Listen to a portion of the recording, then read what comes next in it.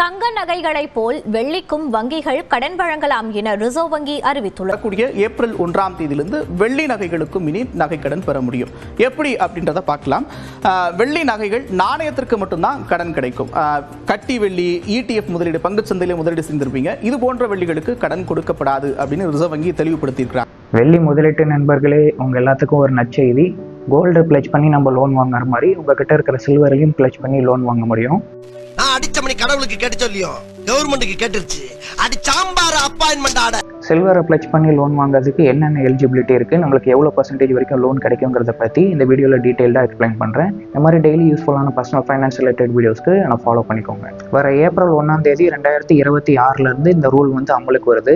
இதில் எதெல்லாம் பிளட்ஜ் பண்ணலாம், எதெல்லாம் பண்ண முடியாதுங்கிறத பற்றி இப்போ பார்க்கலாம். சில்வர் லோனில் நீங்கள் சில்வர் ஜுவல்லரி ஆர் காயின்ஸ் மட்டும்தான் பிளட்ஜ் பண்ணி லோன்ஸ் வாங்க முடியும். அவங்ககிட்ட சில்வர் பார்ஸோ இல்லை சில்வர் ETF இல்லை சில்வர் மியூச்சுவல் ஃபண்டோ வச்சுருந்தீங்கன்னா அதுக்கு லோன் உங்களுக்கு கொடுக்க மாட்டாங்க. மேக்ஸிமமாக ஒரு பர்சனுக்கு 10 kg சில்வர் ஜுவல்லரி வரைக்கும் லோன் கிடைக்கும். அதே நீங்கள் காயின்ஸாக வச்சுருந்தீங்கன்னா 500 grams வரைக்கும் உங்களுக்கு லோன் கிடைக்கும்.